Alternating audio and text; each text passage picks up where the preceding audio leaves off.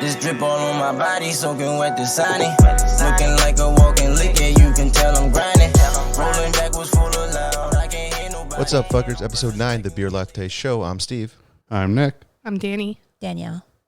And today's episode is brought to you by Berlin Brewing. And we're going to start with the first beer, which is the Farmhouse Rye. It's a 6.7%. Got this nice golden color to it. I like it. Very light. I like it. Yeah, it's light. It's light. It's crisp. It goes down easily. It goes down super You easy. said golden rye?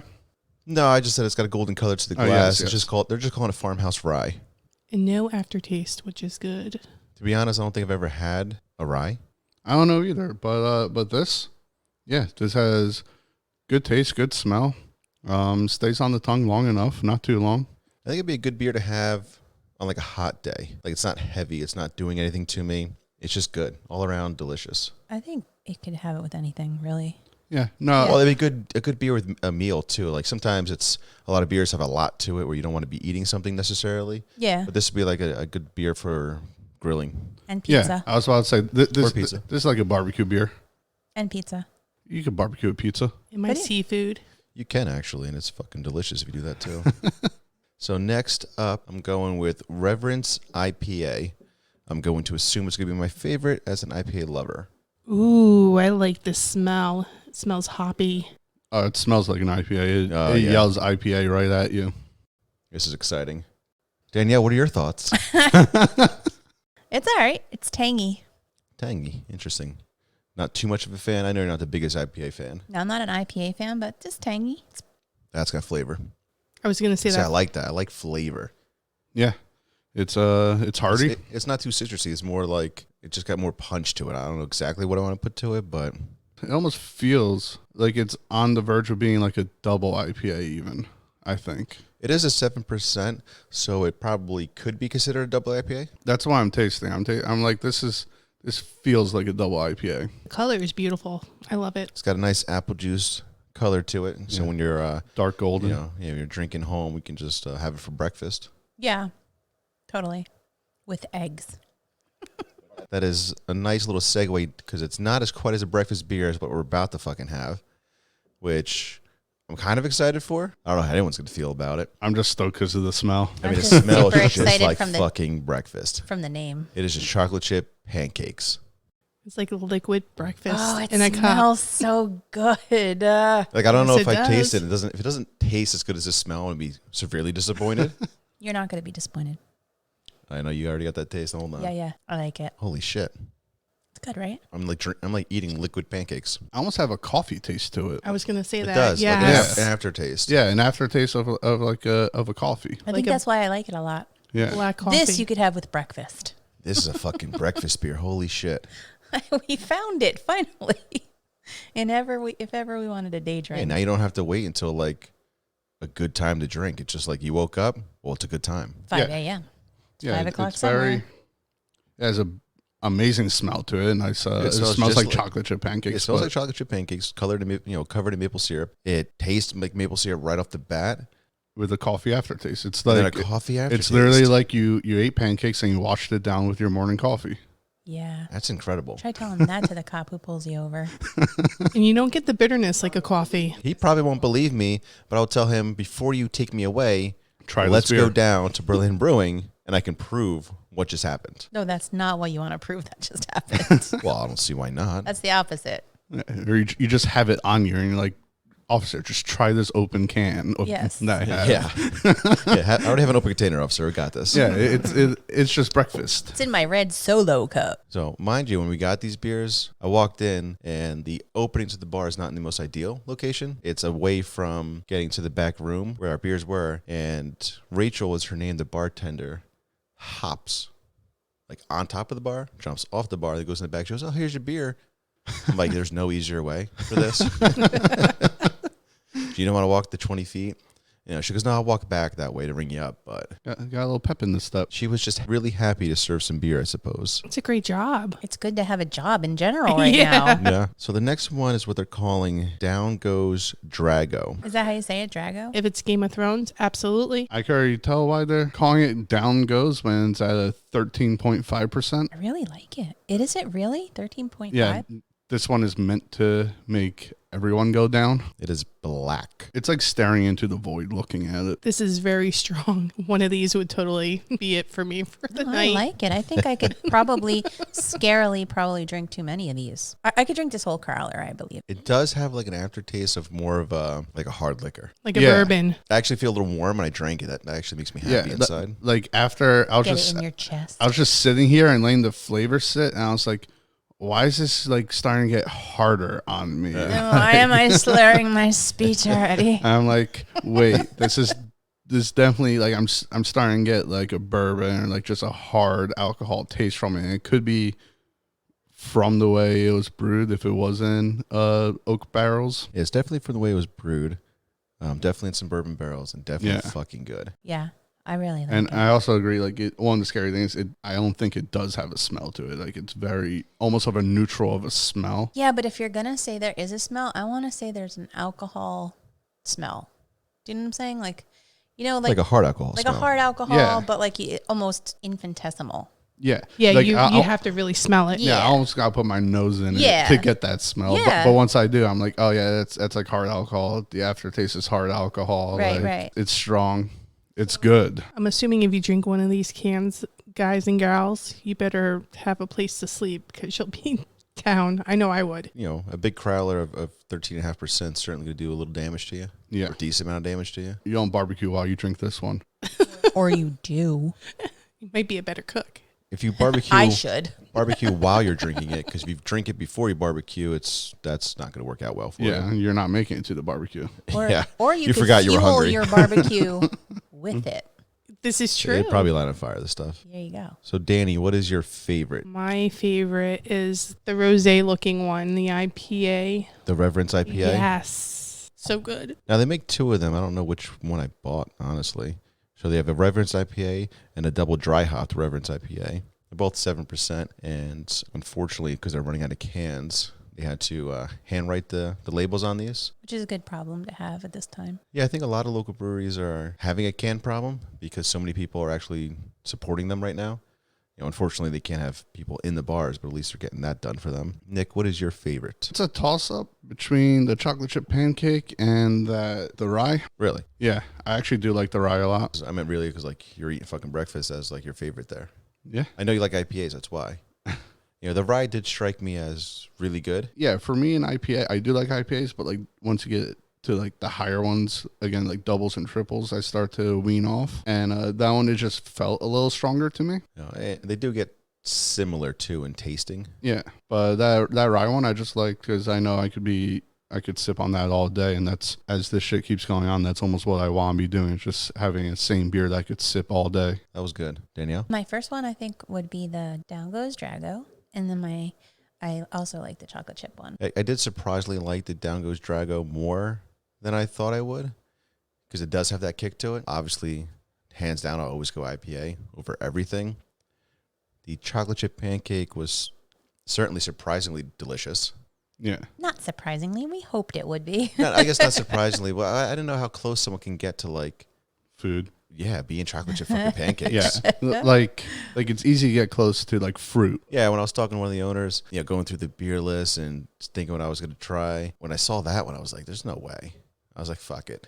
I got to get that one. It'd be silly not to. So that is Berlin Brewing. You can find them on berlinbrewco.com or Berlin Brewing on Instagram and other social medias. So today we have Cam Brauer joining us. Good afternoon, good evening, wherever you are. I'm Cam Brauer, and my podcast is My Alien Life Podcast, and I'm in Montana. Oh, okay. We're over in Jersey. It's not too close, not too far. Nice. Yeah, we're just opposite ends of the sick country. How is Jersey right now? Are you guys all right? No, we're under complete lockdown. Yeah, me too. It looks vastly different here, I'm sure. What, the lockdown? Yeah, we're on a lockdown, but you would never know if you went outside, you wouldn't know that. Oh, well, same here.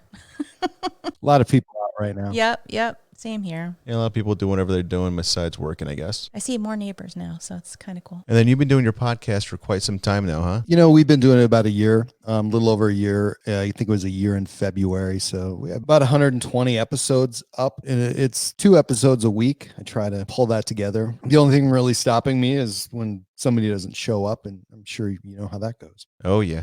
Yeah, that could happen. So today you wanted to share. On my podcast, the premise, you know, was starting to tell my own story and pick up a few along the way. And indeed, we've talked to a lot of people. You know, there's a lot of strange things happening out there. You know, it's incredible that the deeper you get into this, and we don't just talk about abductions and aliens and ET. We talk about, you know, anything kind of paranormal, whatever people want to talk about, you know, whatever we can get on as a good guest, you know, music and music industry and the haunted part of the music industry, haunted breweries and beer and food, haunted tours and everything in between. So there's a lot of stuff there. Had a lot of big guests on. I think probably, if I was to guess, and I think I'm right, that people really want to just hear about regular people, you know, people, even though, you know, Whitley Strieber is a pretty amazing person to talk to, they kind of want to hear what's happening to the average person out there who hasn't been known before. They want to hear the first time a story's been told. So last couple of podcasts I've done were exactly that, had some incredible stories that people had told. And the most recent one was a lady by the name of Serena Radcliffe, and just real typical upbringing that was studded with all these ET visits and things like that. But, you know, it's this person can give you such a different view because her detail is so astounding. What she's learned and things she's learned about the purpose of those kind of visits and what it may look like in the future. And she actually fought kind of to get her life back. Essentially, she did just that. And she describes how she did that with using a scientific method, kind of got her life back. So fairly unusual, her story. But, you know, over the year, we've talked to so many people that have had these extraordinary circumstances in their life. And not only that, we're able to provide other people sort of an outlet for their own experiences. So, for example, I know Serena's on Facebook. People have been contacting her for the last few days, just nonstop. So it's kind of a community that people like to kind of remain close and swap stories, and it never gets more unusual than what we hear from real people who fought back from amazing circumstances. So it's a good time. I wasn't clear. Did you actually speak to Whitley Strieber, or? Yeah, I had Whitley Strieber on. Did you? I think he was on about 6 months ago, right when his new book came out. Probably been out about 6 months. So Whitley was on it, tells his story, and, you know, his story is not always a bright one, just because, you know, he feels that when he wrote Communion, you know, he was basically talking about his life from a point of view, how others could relate, but also a point of view where it was totally from the heart. And, you know, he thinks that he probably threw too much out at one time, meaning that he relayed the part about where the anal penetration from these grays or guests or whatever he calls them. So he felt, after that word got out, his story and his life kind of took a turn, and people weren't able to relate as much or didn't want to hear about it. You know, there's a lot of people who maybe have experienced some very uncomfortable physical circumstances with extraterrestrials, but he basically spelled it out, and he feels that kind of was his career downfall. You know, he has a lifetime of really unusual circumstances. Even, you know, up till today, he's experiencing things all the time. The cabin that he used to own, he had doesn't have that anymore, but he has a new place where he invites guests, and he's had guests experience all kinds of things. And in his new book, he talks about writing, you know, after his wife's passing, and getting messages from his wife, and, you know, writing about that and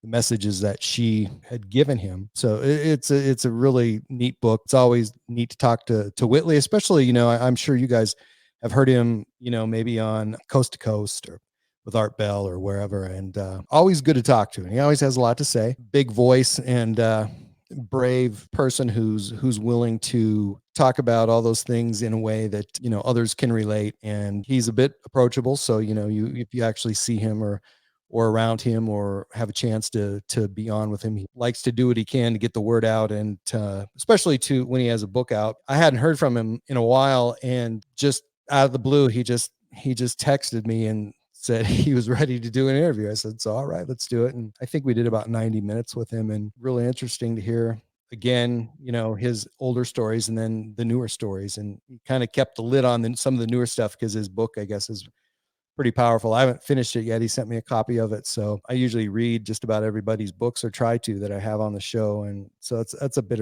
more of reading than I'm normally used to. So I do a lot of reading, not quite there at the end of his yet, but it's very interesting. I didn't even know he was still being visited. I actually fell out, I don't know, since the one after communion, what was the name of that book? I forget. But that's awesome. And did you guys share stories, or? He has an agenda for sure. When he gets on, he just goes. It's hard to get in there. It's hard to ask questions sometimes, but which is fine because, my show's about the guest. I have lots to say, and I can say that in my own time if I do Facebook Live or whatever. But he actually gave me a date, gave me a time. So I called him. He wasn't answering the phone. So I waited like 15 minutes, and I was pretty hot about the deal because, I had promoted the show a lot, and I probably had 4 different ads going at the same time. And so he didn't answer the phone. Then he calls me back. He's not there.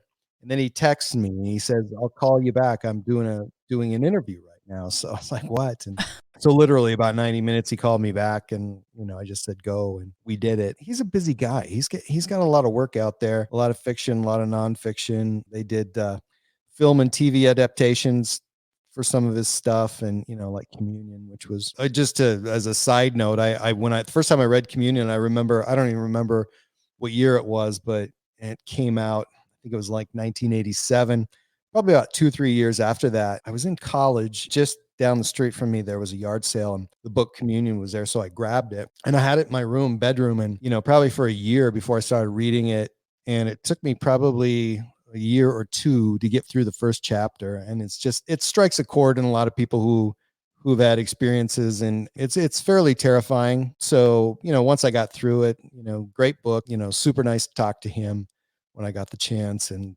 he's all over the internet. It's not unusual to hear him, just about any day doing a fresh interview with somebody. So Did you have visitations prior to reading the book, or after reading the book? If you had a timeline with me in my life, there was a couple of times that I can remember really, really vivid encounters. One I did a podcast about.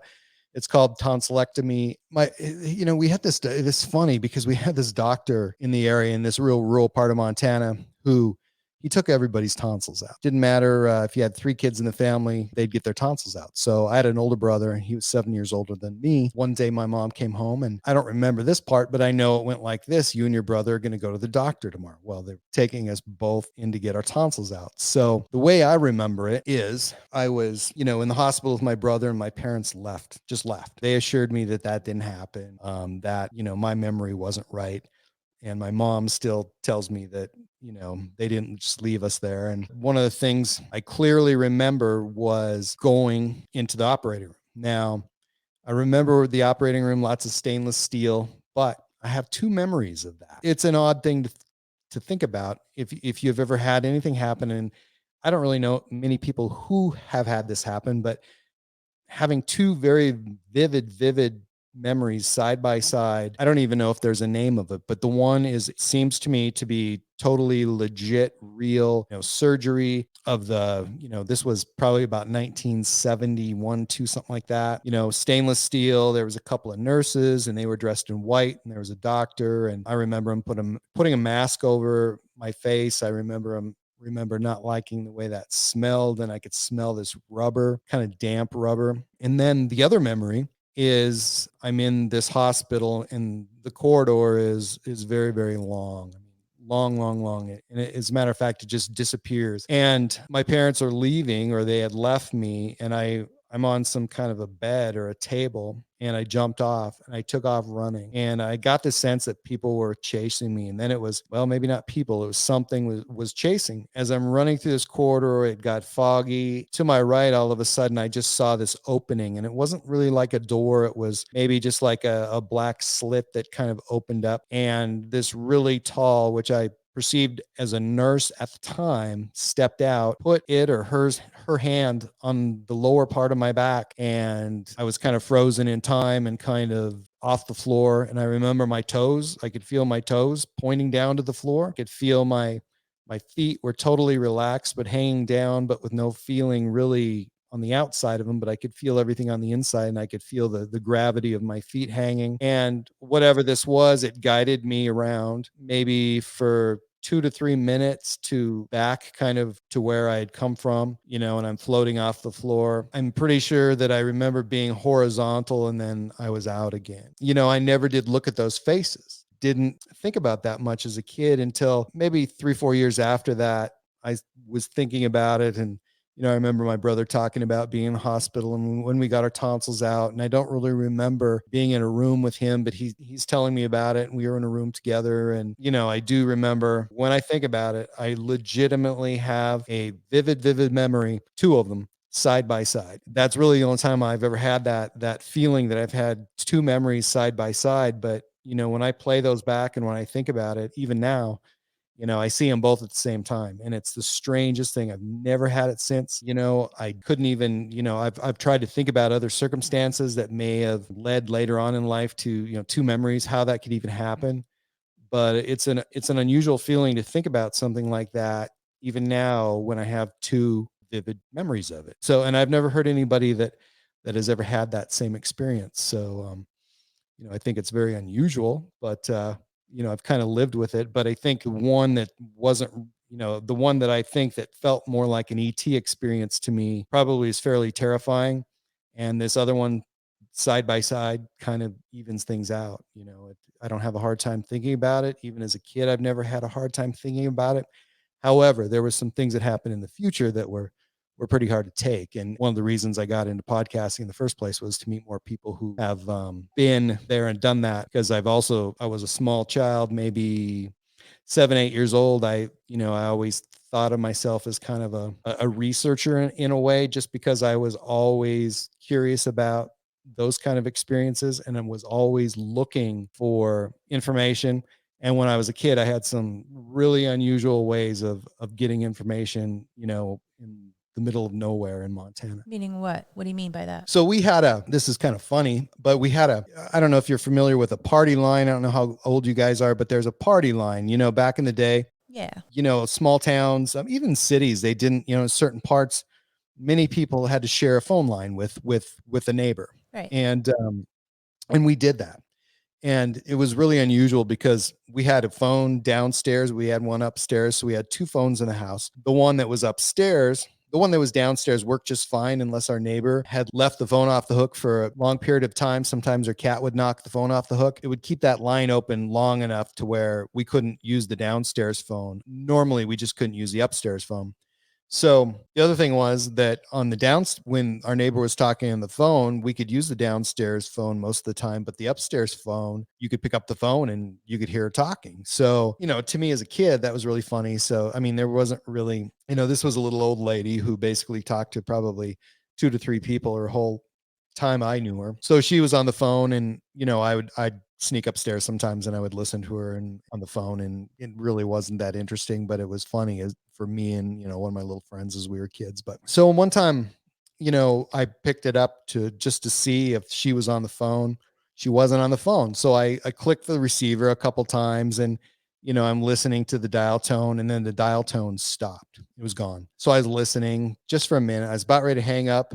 I heard somebody say, "Who are you trying to call?" I had no idea who that was. And so I hung up. Wouldn't that be the operator at the time or no? It was the operator. So a while later, maybe days later, I got on. This time, I think it took a little longer, and she asked me who I was trying to call, and I told her, and I just named a name name of my neighbor down the street that popped into my mind, and she said okay, and then I heard the phone ring, and I hung up because I had no idea who was going to be on the other end, and I at that time, I probably hadn't made too many calls, so.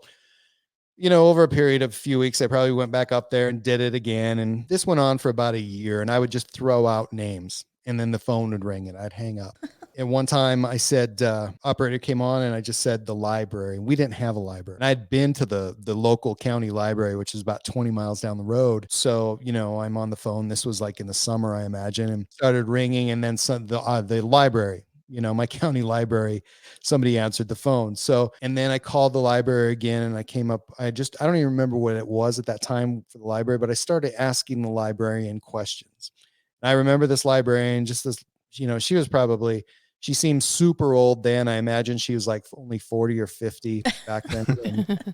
So, I just had this wild vision of her being this little old lady there. And, she worked there for, all through my high school career. So, I'd call on this party line, I'd ask questions. And then I started calling other places. I started, like, we had a little library in our school. There really wasn't anything in there as far as any paranormal books, but there was books about World War II. There was books about the Vietnam War, which were actually pretty new, and they probably wouldn't allowed me to have that book, but I took some books home, World War II, and I would start thinking of questions. I remember reading something about some sort of documents about World War II that were in the Library of Congress. So that was a library. I don't remember this very vividly because I probably made 5 to 10 phone calls and I probably hung up on half of them, but I had asked for the Library of Congress, and I waited and waited and waited. And then the phone started ringing. There was never anybody that answered the phone there that could answer questions, because I was thinking of my little old lady librarian, and I'm thinking of one person in this library that I'd never been to. And so about that time, I started getting into Encyclopedia Britannica. So I looked up Library of Congress and different places. And, I like to listen to the radio a lot, especially at night. I lived on the Canadian border, so we had a lot of big radio stations that were AM that, came over the Canadian border, and you could hear all kinds of things. So I never called Canada, but I called different libraries, and I contacted different universities, especially when I was in 6th, 7th, and 8th grade. I mean, I was calling all the time. I think most people think this is a bunch of bullshit, but are you all familiar with Calvin Parker and the Pascagoula incident? No. Calvin Parker, real famous, probably, him and Travis Walton are two of the best known abductees. So Travis Walton and Calvin Parker both were abducted in the 70s. So in the Pascagoula incident, Calvin Parker was out fishing in Pascagoula with his friend Charlie Hickson, and they saw a UFO, and so they were abducted and they were taken on the ship or whatever it was, and that was in Pascagoula, Mississippi. Well, I used to listen to the radio every morning. I'm getting ready for school, and for just a couple of years, maybe even just like 1.5, my local radio station had it was called the UFO Report or something like that. I don't remember what it was, but they told the story of Calvin Parker and Charles Hickson. And they also told the story about Travis Walton, who, they were the only real abductees. The Hills were, well known prior to that. Up to that point in UFO lore and history, they were the only, 3 people or group that you could actually talk about that had been abducted. So couldn't even remember the name Pascagoula. And but I remembered, I wrote down, I had this little book and I still have it. And one of these days, I'm going to post it on Facebook or my website, all these little phone numbers and stuff I wrote down. So in this little tiny town that I lived in, we had a church, and they'd always have a yard or rummage sale there every year. And I bought this little address book, and it's got to be like 3 by 3 inches. It's tiny. I wrote these phone numbers in there that I got a hold of, and there's a bunch in there, but one of them was Calvin Parker. So I called the operator, talked to the operator, and I wanted to talk to Calvin Parker, and he's in Mississippi. And I just remember the operator saying there's like 8 of them. Right. I said, oh, I don't know which one. Calvin Parker was fairly young back then, and because he's like 66 years old right now. But at that time, he would have been about 18, so maybe 20. First time the phone rang, and I don't even remember what town it was. She told me what town it was. This older guy picked up the phone, said, is this Calvin Parker? And he said, yes, it is. And I was just terrified. And he goes, but I'm not that Calvin Parker. Oh. So I was like, okay. And he goes, he's in Pascagoula. And I said, or I don't even think it was Pascagoula, whatever he said. So I wrote that down. So you can't really see in my book, in my little address book, Calvin's name and address or name and phone number very well, because I was at that point once I did get a hold of him, I was kind of afraid to, something got into my head about long distance fees and things like that. Probably your parents. No, I later got in trouble in college for using their calling card. And so it kind of came up, and I said, well, I used to make a lot of long distance phone calls. And they said, well, and that's all they really knew. And they said, well, we didn't get any bill for it. And so you must not have been talking to anybody. And I said, well, actually I was, but, and they really couldn't understand how that worked. And later on, there was some people who got in trouble for some kind of phone scam for using that same sort of technique. And I don't remember what they called it. But basically, you could make long distance phone calls by a series of clicks on that receiver in certain places and at certain time before they fix that. But I had Calvin Parker's name and address written in this book and his phone number, and I scratched it out. I didn't want anybody to see it because I thought, well, that'll be an expensive long distance phone call, because I had figured out that there could possibly be some charges, money wise. I felt that, I could be in trouble with my parents if they knew that I was making these long distance phone calls, but it turned out okay. But so I called Calvin Park, and Calvin, he answered the phone, and I tried to sound like I was an adult, and I got kind of good at that. But more along the time when I was in eighth grade, for sure, I got much better at that. But so I just started asking him questions, and I told him, so who are you from? And, he's from the South, and I really didn't understand what he was saying. He had to say it like 3 times. And I was thinking the whole time, and I just said, the news. The news. Here's some kid and just who said the news. So, I mean, we just had a conversation. It was probably 20 minutes, maybe 25 minutes. I've interviewed him, and he's been on my podcast, and I didn't tell him about that. Oh God. How did you miss that opportunity?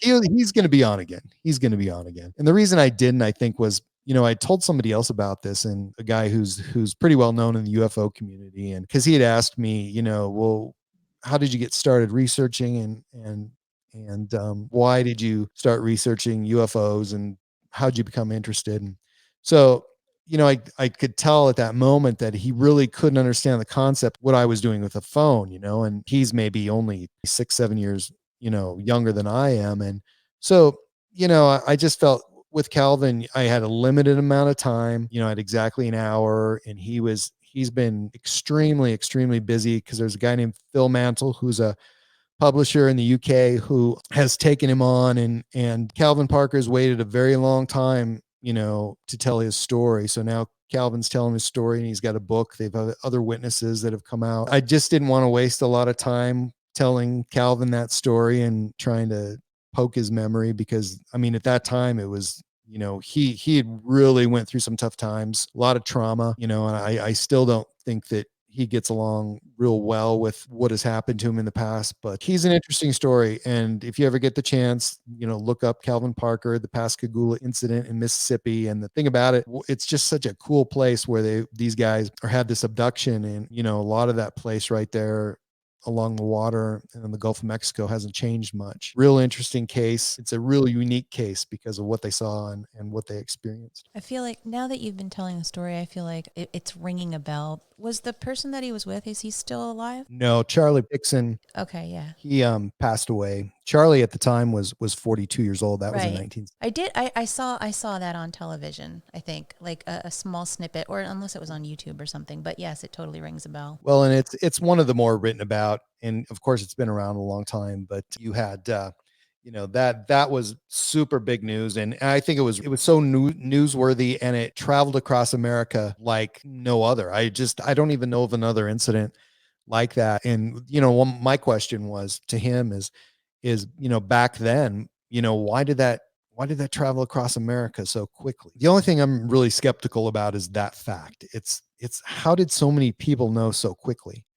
And it just seems really, really unusual, because things are different now. We can, network with each other, effortlessly. And if we ever want news, a lot of times we get news that we don't even want. At that time, it was unusual. And in 1961, there was the Barney and Betty Hill case, which was fairly unusual. They're a mixed race couple who had an experience with craft and whatever. And that's a whole another big story. But, those were that, and the Travis Walton case, that at that particular time, those were 3 huge cases that, kind of swept the nation, and everybody knew about it. So, and then there was a little lull. Things took off again. So who knows why? Where I grew up in Montana, there was a lot of cattle mutilations, especially in the 70s. And I went to a real rural high school, and I remember asking, some of my friends, we had a high school that basically, if you were in about 3 different junior highs, you went to this one high school, and these junior highs were scattered around. But when we kind of all finally got together when in high school, I would jokingly ask some of these ranch kids if, they had cattle mutilations or if they'd been abducted. And, they had a lot of cattle mutilations. And I spent a lot of time on the prairie as a kid, and saw a lot of dead cattle. So to me and to them, it was just the way it was, and you'd have a rancher once in a while who would, a lot of them would report it, and maybe wanting to get compensation by the state. It could have been a grizzly bear, or it could have been a wolves or coyotes. When they were investigated, they couldn't find any evidence of another animal, mutilating cattle. Aren't they like almost surgically opened up when you see the cattle mutilations? That's up for debate. I'm gonna say no. Oh, okay. But I'm sure it can look like that from time to time. Unfortunately, I think most of these cases, a lot of them happen at night, so I think most of them are attributed to animals, but no, there's other unusual circumstances, and I don't think, parts removed from a cow done surgically is to me, that's not as dramatic as actual. To me, it's like some giant hand just grabbed it and ripped a piece out, and I just remember going out there as a kid and seeing they were always kind of hidden. And because there was some creek beds and things like that were lower that you couldn't see across the prairie. And but when you got there, they dropped down and you could see these cattle lying down. I suppose over, when I was a kid, I probably ran into 5 or so. And my rancher friends, they said it happened all the time. What did they chalk it up to? They had no explanation. I said coyotes, and, with a lot of coyotes there.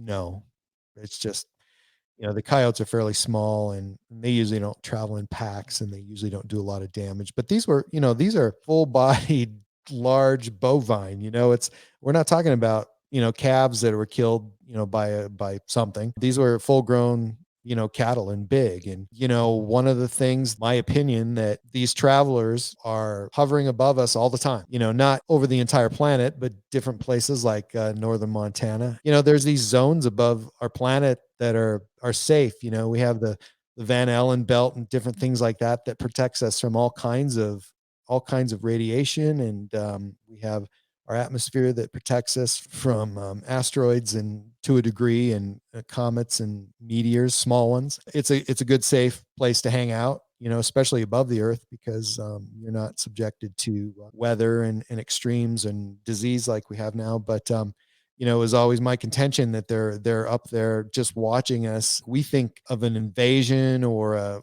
an abduction or something like that from some sort of entity that came from space to be that there's a purpose for it, or maybe this person was destined for that to happen to. Well, in my mind, I think it's more random. I think that they're up there and they'd have no timeline because they've been in space. And time is so relative to us because we're orbiting the sun, and that's all relative to how we have shaped and formulated our lives. But for an organism that's up in space for millions of years and nothing's ever changed, they've never owned anything individually.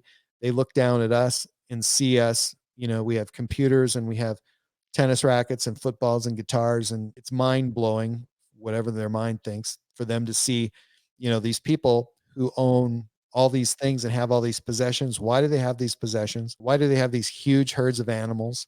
How do they have dominion and control over these big herds of animals? And there may not even be that kind of a thought process, but we have to look pretty unique to some other creature from somewhere else that is studying us, or at least trying to figure us out, or trying to figure out if they can live above us peacefully forever, or the foreseeable future, without being in danger themselves, I guess. So you don't hold the theory that perhaps they've been here since the beginning of time? The beginning of time? Well, like you see hieroglyphics and you see these big. Yeah, so thousands of years at least. Oh, yeah.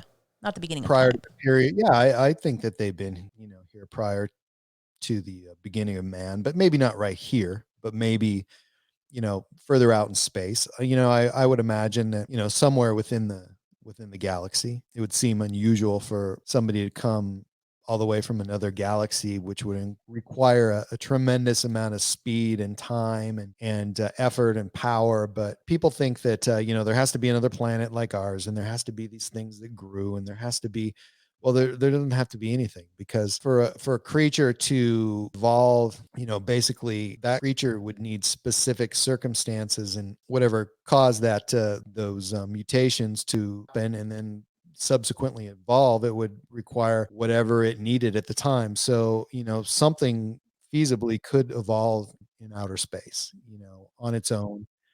There's plenty of material out there and plenty of the building blocks of any kind of life, I would imagine. What do you think they want? I don't really think they want anything. I think I think, in my opinion, their number one thing that they would want is just survival of their species. It's not something that they wake up with or whatever they do every day and decide, and we're going to do this for the survival of our species. That's been set in motion long ago. They've continued in just perfectly straight line. Not really they don't really have a family tree to speak of, I don't think. I think there's one species and they've changed over time, but they're individuals. They don't have any agenda. I mean, they're just out there to live and to perpetuate.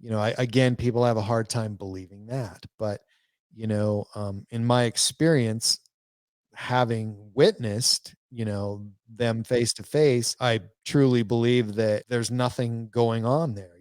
They look at us and they just cannot figure out why we have all this stuff, and I'm sure they've looked at us for hundreds of years. We had much of nothing. And then it just became this conglomeration of crap that we've all hoarded, from the 70s through the 80s and in the 90s. They've been more active in seeking out information and people and contacting people that to me, it just seems like it's because of this hoard that we've come up with. And it could be the fact too that we're kind of ruining this planet, and they're maybe concerned that we're sending so much stuff into space, we could be in danger of ruining space around the planet. Do you think that perhaps they could just be us in the future, coming to try to rectify what we could have possibly done? That's a good question. That could be a possibility. And my good friend, Dr. Masters from Montana Tech in Butte, Montana, has written a really good book about that. And he's been on the podcast. He basically says that extraterrestrials are us from the future, which basically, there are rules that have to change for physics a bit, as far as the rules that we know. But that's, I'm open to new rules, and I'm open to, time travel and possibly going back to the past. And certainly it would be interesting for them to figure out how they got there. And he, my big question to him was, well, if they do evolve, how long would it take for them to look, different, to have these bigger heads and eyes? And I said, wouldn't that be, 100,000 years, 300,000 years? And wouldn't we have destroyed ourselves by then? Well, he says that he doesn't think so. And I'm not quoting him, but I'm thinking he said 3 to 30,000 years. You could have, these big differences in basically how we look. We've changed a bit in 30,000 years. Still the same concept: bigger heads, bigger eyes, smaller bodies. Maybe perhaps we're stuck. I mean, who knows what we would look like if we were stuck in space for so long. Or even on Earth, obviously this Earth is going to change. We've changed a lot. Take a look at what we've done in 50 years is fairly amazing. So, there's some technology that's going to happen in the future, and it's going to be big, and we're ever changing. I mean, it could be anything. It could be a virus that changed us. Who knows? Shit. COVID-19. That's why we're not allowed out right now. So next year we may not look as attractive. I'm keeping my looks. Just you. Now, do you think, and this is something I kind of believe in, I believe they're already walking among us, not necessarily always above us and checking in on us and trying to figure us out, but I believe that there's some that are already here doing more research, I'll call it. I know a lot of people who believe in a multi-species approach where you have many, many different species of aliens amongst us, as well as, in outer space and beyond the beyond. It's very possible. It would just be so unlikely. I mean, statistically, just about any sort of organism could exist in the universe. It's so vast and so huge. First of all, they would have to get here. If they evolved enough to look like us, that would have a lot of implications of what their planet must be like. And you could make some assumptions. I'm not saying it couldn't happen. I'm saying it's likely, that's as likely as to have, ET above our heads. I mean, it's hard Right. to, That's kind of where I'm coming from. so, but the travel and the time travel, and that's probably one of the things that would separate us, indefinitely. However, there's obviously could be ways to bypass that and to circumvent some sort of travel to get aliens here quicker. I don't know. There's so much to think about there. Yeah, but Steve, are you talking about humans, or could it be orbs? Because they could look anyway, no? Well, they can look any way they want per se, but I think there's some of us, in theory, humans, that are not necessarily humans, but in fact another species that's trying to figure us out for the benefit of themselves. I don't see a reason why they would hover above us, check us out, abduct, research, blah blah blah, without implanting some people here or some of them here to figure us out deeper or to maybe help us out. Like a star seed, like those people that claim that they're star seeds. One of the things you got to realize too is the fact that Earth is a pretty inhospitable place, especially to even our own organisms. There's oxygen itself is very, very toxic to certain microorganisms, and there's certain microorganisms that are certainly toxic to us. So we've evolved to be able to live here, and right now, we're probably don't evolve as fast because we can change our atmosphere, in order to survive. If we want to be in the ocean, we can change our living condition. We can build shelters, so we can change the environment around us to be more successful. However, if you took an alien from a planet that was 300 light years away, I don't know, just pick a place, and brought them here, it would be really unlikely that they could survive. Now, they would have to have evolved in something very, very similar. And it's just, planet is really, really odd. I mean, look how different all the planets in our solar system are. I mean, there are none of them. I mean, Mars is as close as you're going to get to Earth, and still it's vastly different. Then we have gaseous bodies out there that are just big balls of gas, or with heavy metal balls of like Earth, is so unusual because of just the way that it's made up. Everything about Earth is fitted, I guess I'm trying to say, for us or other organisms on Earth. And it's just really highly unusual for us to find a planet, that has water and oxygen and all this great stuff that we take for granted. Wouldn't you say that could swing both sides of the spectrum? Wouldn't you say that? So, having said that, I'll also say that it's likely that it does exist. So, Right. But we're gonna be separated by probably time and distance, which is hard to Which is hard to relative.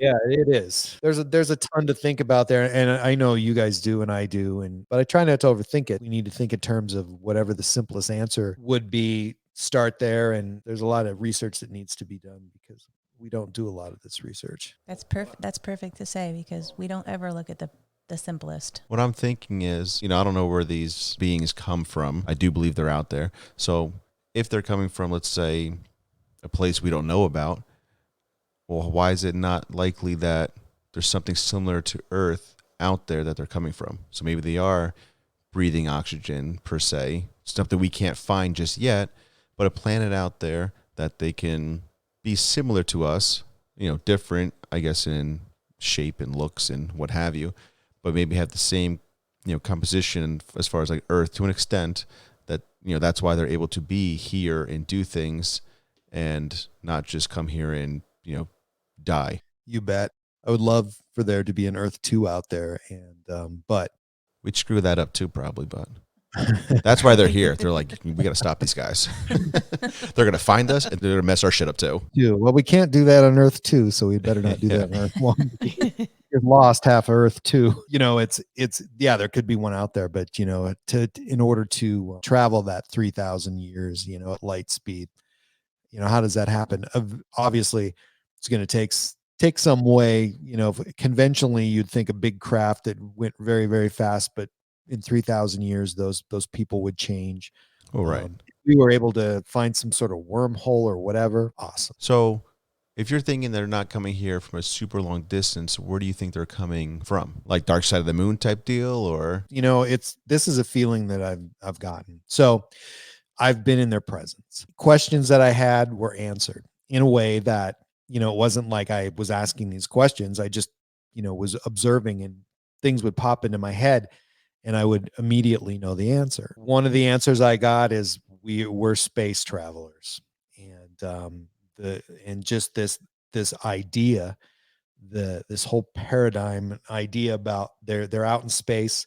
They started in space, they're still in space, and they're just travelers. They're not a terrestrial being. They Almost like a nomadic tribe. exactly, but maybe in space there was a comet that hit something, and you had water and you had whatever else, and just the right conditions in just a small area, maybe the size of the moon or something, and just this whole gelatinous space mass evolved into a whatever. And I think it's really important to not even think about, aliens as bipedal creatures who have skin and eyes and everything, not even a multi-celled creature. It could be just about anything. They could, you have people out there who believe in shape-shifting aliens and zeta reticuli and feline aliens. So I know a lady in California, and I've been on her podcast, and she's famous all through California, and she believes that there's over 100,000 species. She's met most of them, she tells me. So there's a lot of belief out there,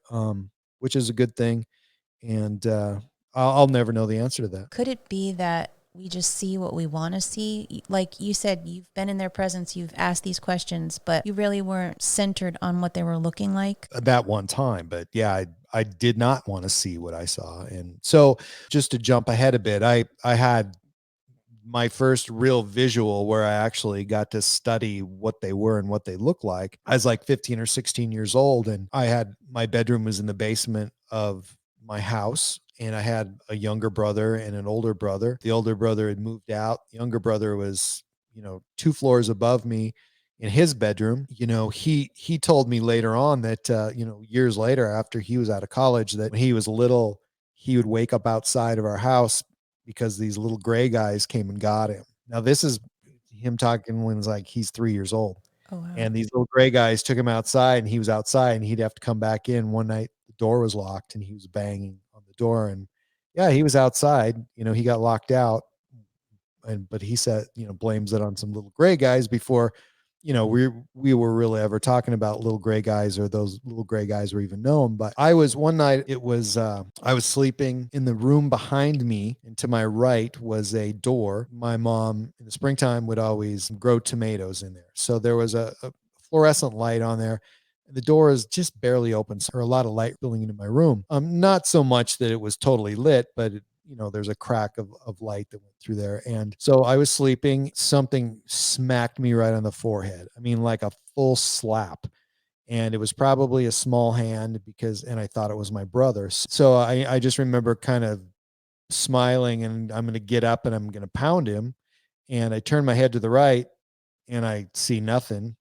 It's still in the middle of the night. And I look backwards, because all the pillows in my bed are piled up they're in the lower part of my back. So I'm arched. So I'm looking backwards. I can see my clock. It's 3:33 in the morning. The light's coming through a little bit, so I can see a little bit to my right. He's not there. I turn my head forward to look toward the window, which I could have for some reason, I wanted to see if it was light out. Maybe I was just wrong. I was thinking it was about 9 in the morning. And there's this thing at the foot of my bed. Now, I didn't listen to your podcast, but I saw you did one on sleep paralysis. I've tried to attribute this incident to a sleep paralysis because it'd make me feel a lot better. So here's this thing at the foot of my bed. It's an alien. It's maybe, I don't know, it's hard to tell, 6-footish, tall, whatever, but a tall one, big eyes, not as big as like the grays that you see and how those are depicted, but a little bit bigger than a human, and the eyes are black, but I can only see its profile is toward me, so I can only see kind of one eye, and it's looking to my right, and it's its profile, it's the left-hand side of its body is facing me, and it's turned slightly toward me, but mostly it's looking to the right wall, or to the left wall rather. And I'm frozen in terror. I mean, I've never felt like that ever up to that point, and I've never felt like it since. I can tell that it's floating on the floor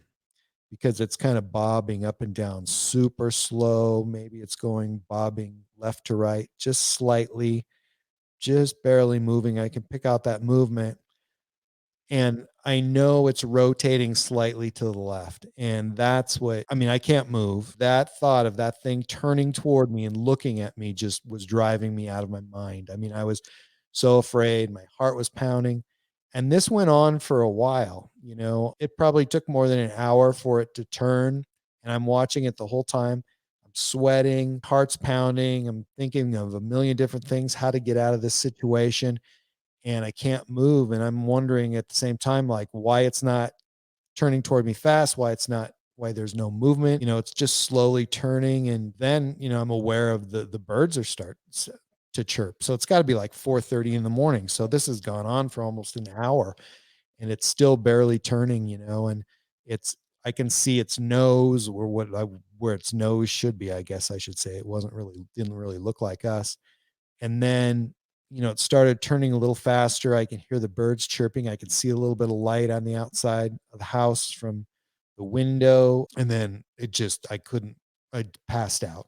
I couldn't take it anymore. Literally passed out. So I'm thinking it had to have gone on for maybe close to 2 hours. It was just kind of this standoff, me and this thing, just a super, super unusual thing. And, I never felt comfortable being in that room again. The basement was, to me, just had this odd feeling. And the other thing was that, I was in high school.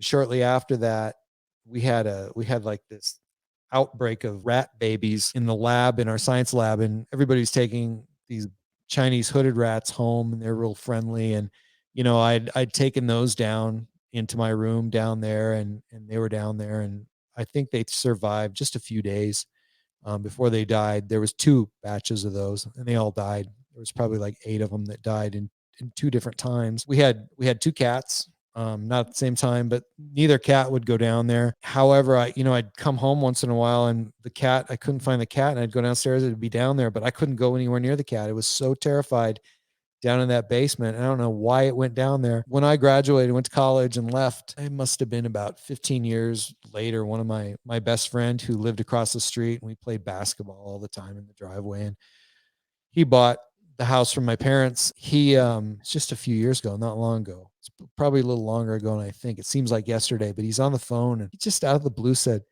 that dog of ours, he just stands at the top of the stairs of the basement and just barks. He won't go down there, but he won't do anything in the house other than stand at the top of the stairway and bark down the stairs, and we're going to have to get rid of him. He said he's a great dog when you get him right away from the house, but you can't even have him in the house. He will not do anything but stand at the foot of the stairs and bark. Did you tell him about your experience? Never told him about it. And I don't really think there's certain people that you tell, Okay. and Yeah. there's certain people that are just kind of, he's not the kind of guy who would really, he would, who knows? Yeah. After the stair story, I couldn't even hardly breathe when he told me that. I was like, wow. Going back to your first visit, do you think the dual, I guess, memory that you had, do you think that's just drilled into you because you're wanting one thing and your parents are telling you one thing, and then, kind of like a picture? Yeah, but the unusual thing about it is those things play side by side, and I couldn't even describe. I would love to talk to somebody sometime who really knows a lot about memory and somehow describe this, because my description of it is terrible. But to have 2 memories like that, I wouldn't really want that to happen again.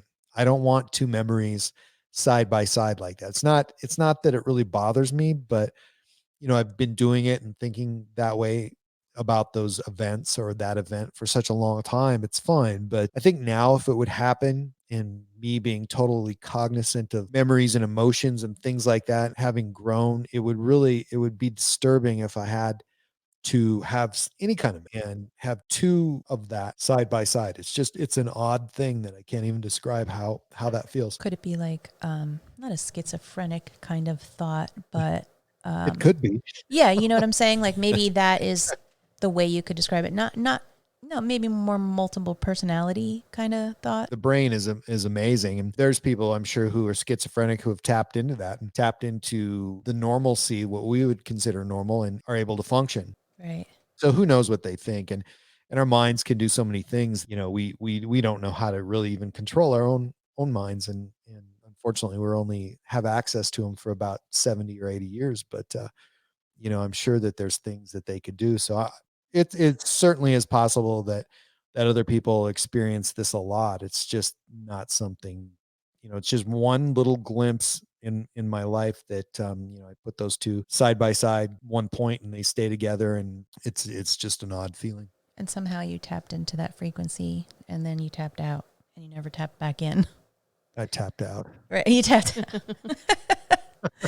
That's extraordinary. Yeah, it was to me, that scenario, that whole situation. I've had other lots of, well, not lots, but other situations that I think are probably, if you know, if I told people, ask them to compare and contrast these two situations that I've been, what would they find more amazing? I think there's other things that have happened to me that were more amazing, but that one, and then the foot of the bed guy, those two scared me. So those are the two that kind of sent me on the journey and kept me on the journey of trying to figure things out. Because basically, you know, essentially I want to prove that, you know, that's sleep paralysis, and you know, anybody could see that. But you know, I've had experiences that definitely didn't have anything to do with sleep too, or did they? That's crazy that you say that too. So I know we're jumping back and forth, but the guy or gray or creature, we'll call him, at the foot of the bed, after you passed out, went back to sleep, you woke up back in your bed and anything different happened to you? Or did you feel anything different?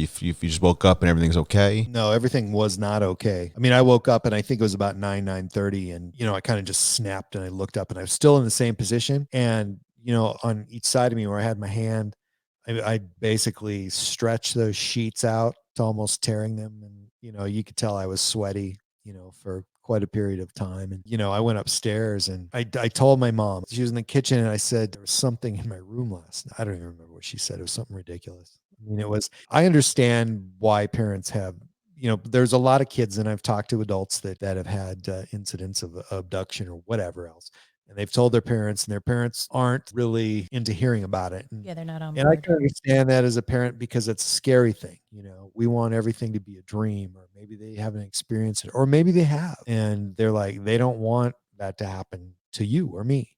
Right. And so, you know, maybe they can ignore it and it'll go away, because things are, you know, there's scary things out there. Or more so they're trying to have you ignore it so that you're okay. Exactly. Homeostasis. Yeah. You know, everybody ignores it, it goes away, but sometimes it doesn't go. Right. Well, one of the things that you know, after that, again, when I talked about sleep paralysis, so I've done a bit of research on sleep paralysis, and it's really not one of those things that you can go out there and find a lot of resources. There's some researchers, and I've gotten a hold of a couple, and they really didn't want to do the podcast because they really hadn't done one, and they were older, and really they didn't understand what a podcast was. So, you know, I've had some people who I've interviewed that have had sleep paralysis, and you know, we've talked about that and discussed it, drew some parallels. And one of the things is that one of my questions was, you know, well, what about an incident that happens outside the home? You're outside, you're driving, or you're walking, you're hiking, you know, and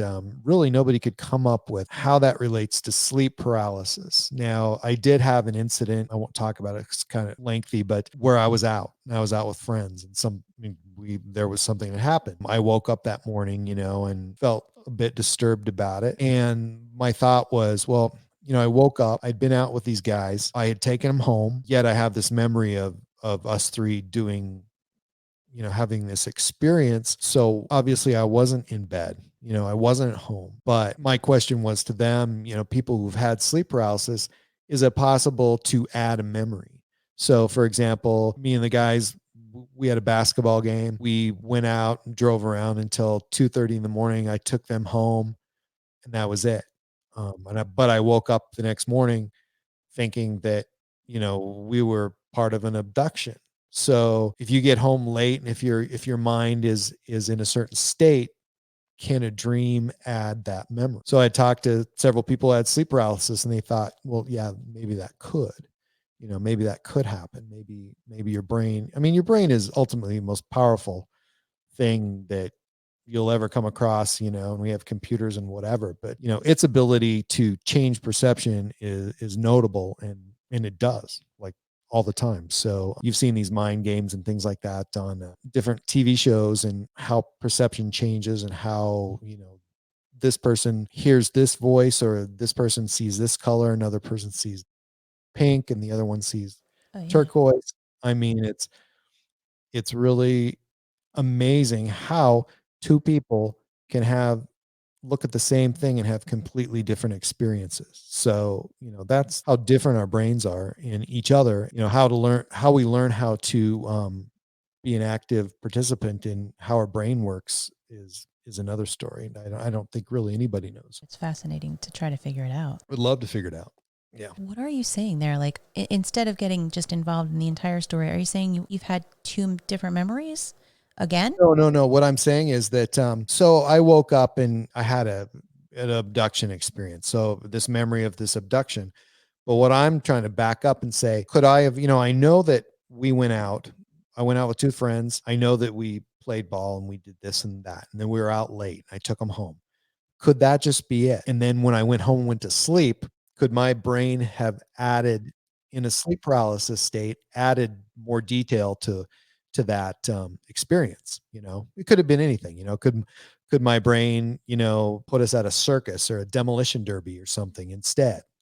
Can that actually happen, where a memory can change because of sleep paralysis? Well, that would be just like a dream. I've had sleep paralysis so many times. Of course. I mean, but did you ever speak to your friends about? No, I did not. But that might be coming up. So You've got to speak to these people. well, Open up a little more, okay? I'm keeping a lid on that story because these two guys. So one, they're both in the state. One I haven't spoken to in a while. He's having some issues, marriage issues. So he's not doing too much right now. He's staying close to home. And so I thought, well, perhaps both of them are willing to participate because remotely. But I really want them here. I just want to see the looks on their faces. Right. You would think they would have approached you though, like if their memory was so vivid. They don't have any memory of that. Oh. If it really happened, because we never talked about it. And I have a memory of an incident, and neither one of them, I could tell. I mean, I've known them long enough, and this was quite a while ago, but I know them well enough to where if something happened that they could remember, especially one of them couldn't get over it. I mean, he's the kind of guy that is almost afraid of everything. It would have disturbed him for sure. I think it would have disturbed anybody.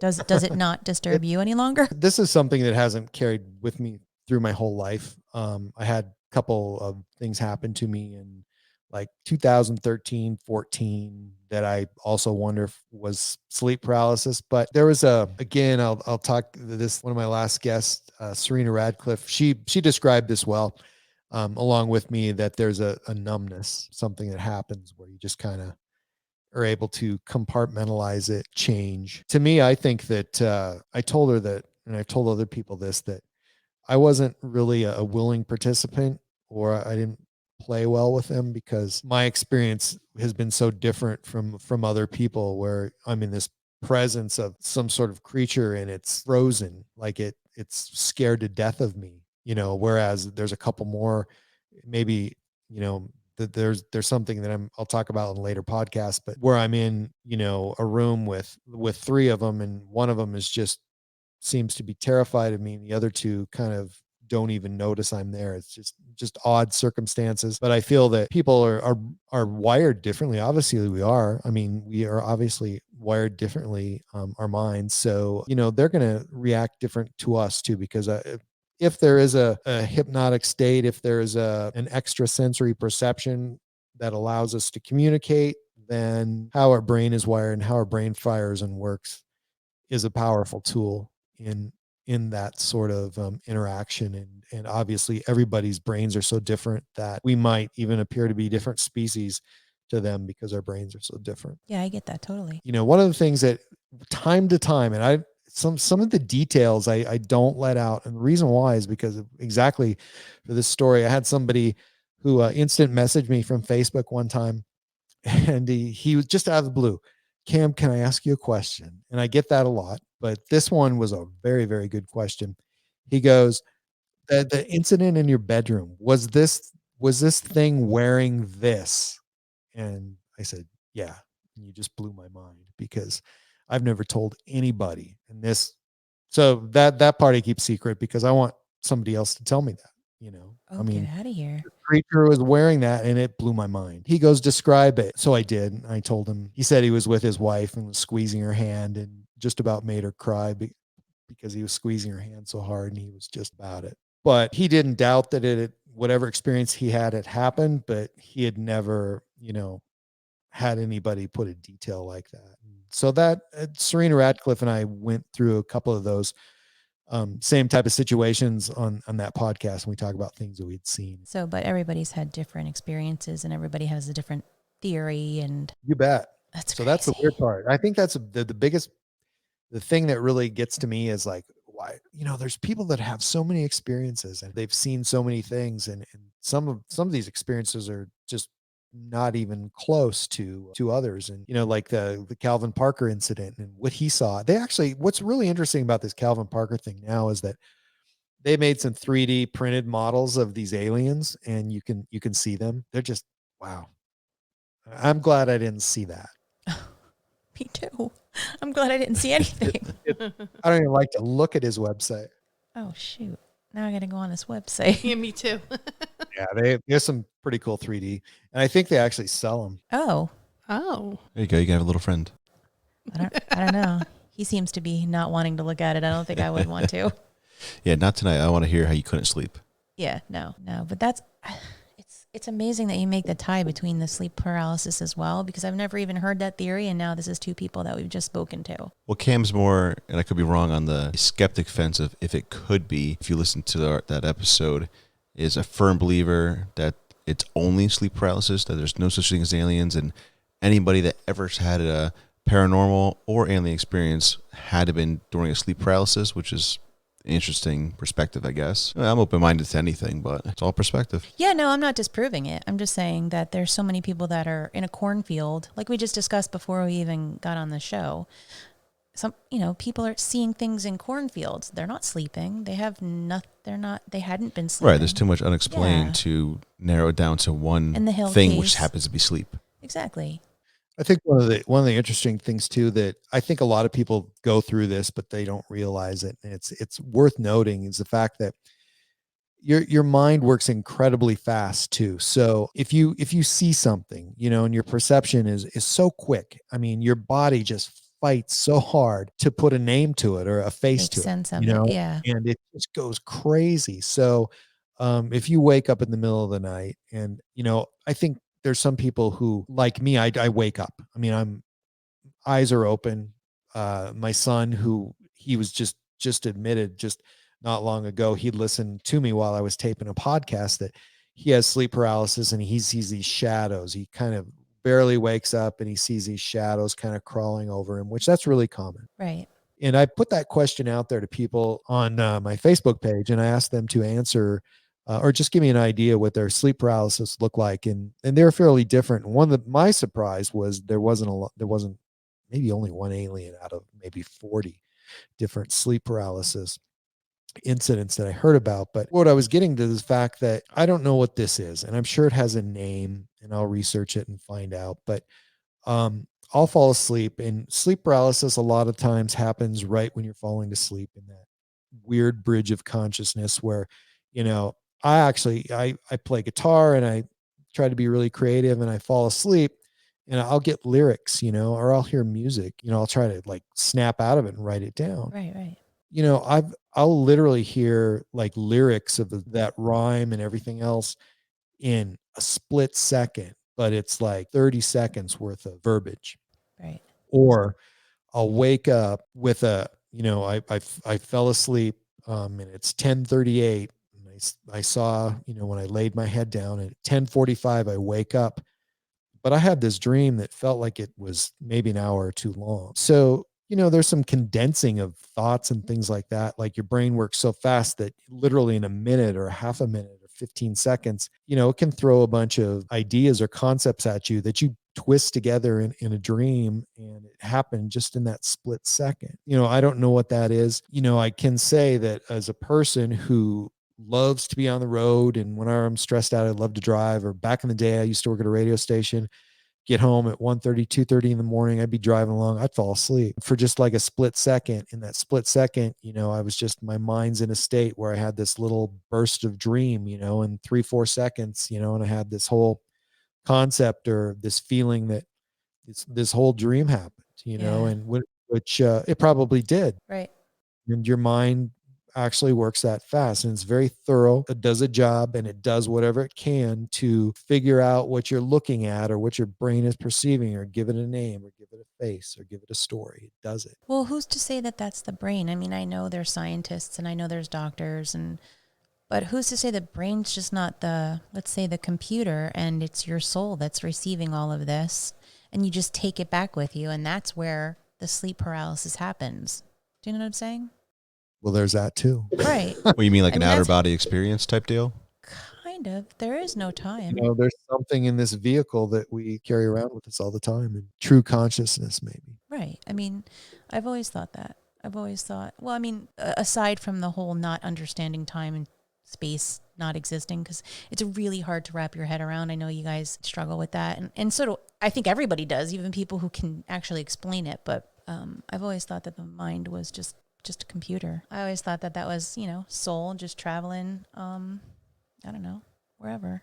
And it just brings it back to the computer. There's definitely a stream of consciousness. At times you can connect with that, and certainly is different, and it certainly manifests itself differently than our normal, day-to-day conscious efforts that we put forth. So yeah, there's more to us. There's more to the energy, and everything is just waves of light, but it's put together for us for a reason. Sometimes it's great, sometimes it's not so great. Like I said before, this table is the same thing as we are. I mean, we're all comprised of the same shit, but we see a table.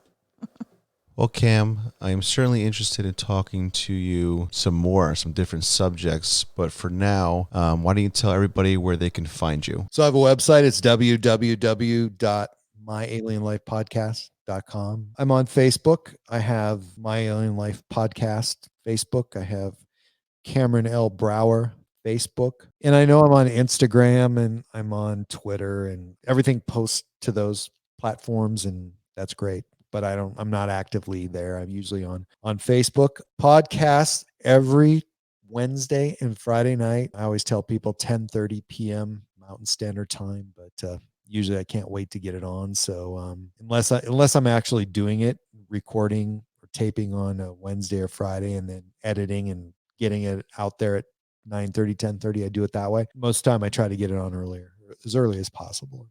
Well, Cam, it was a great time, and I'm sure we will talk soon. You have a great night. You too. Thanks, Thank everybody. you, Cameron. It was Thank nice to talk you. to you. Yeah. This drip all on my body, soaking wet the sunny. Looking like a walk.